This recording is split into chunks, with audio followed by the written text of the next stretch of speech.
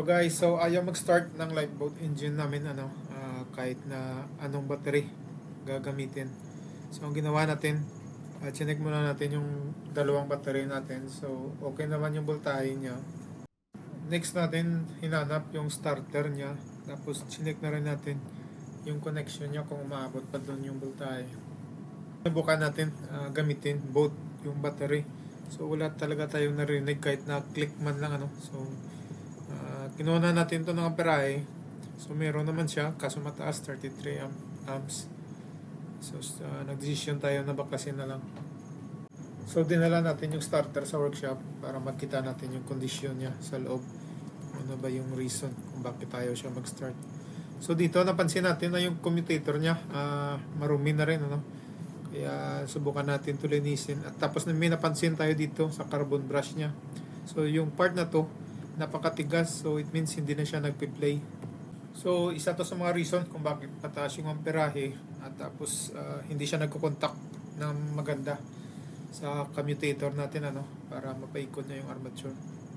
So nilinisan natin to ng mabuti para maging smooth yung surface niya at maganda yung contact ng brush dito at maiwasan na rin yung arcing dahilan para masira yung commutator natin at mabilis mapudpud yung carbon brush.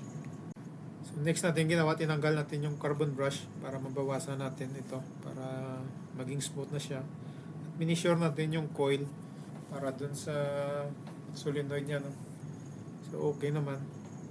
So binawasan natin ng konti yung carbon brush para maganda yung play niya kasi nagsa-stack up siya dahilan para hindi mapagana yung starter.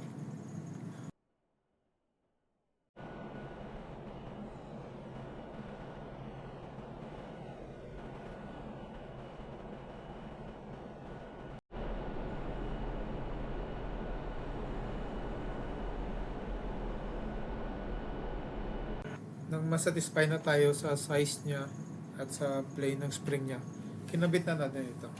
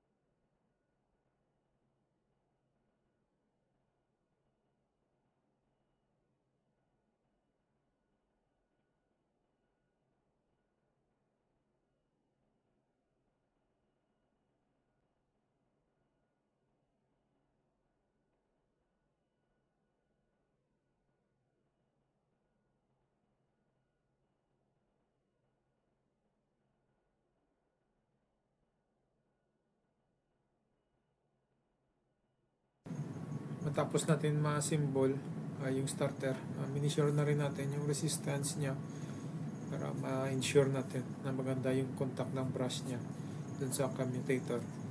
So para may reading naman tayo, so it means na okay na to.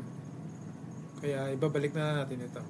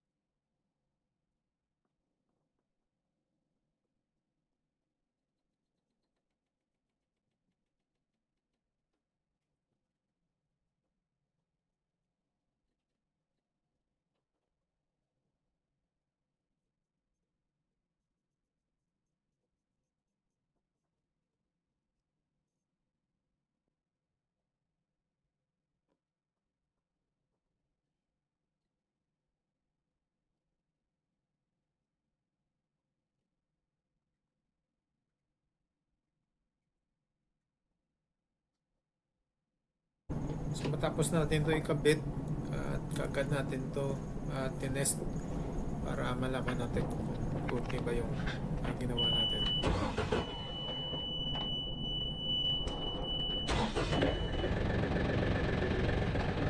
So far successful naman. Pinara muna natin para makabit natin yung belt kasi kanina tinanggal natin ito para mabawasan yung load doon sa may starter kaya kakabit na natin ulit ito para matest.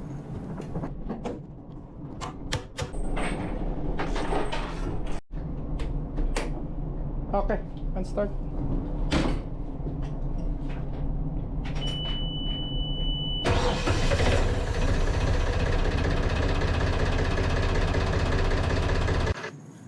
Tinest natin ito sa dalawang battery. So far okay naman siya. So at least successful naman yung repair natin. Sinishare ko lang ang video na to para lang maging reference sa pagto-troubleshoot in case na may encounter natin yung ganitong findings din dahil sa pagto-troubleshoot nakadepende lahat ito sa pag-analyze nyo ng actual na situation base doon sa data na nakukuha nyo So ang nais ko lang i-share dito ay yung skills at paraan sa pagto-troubleshoot So hanggang dito na lang muna guys at maraming salamat.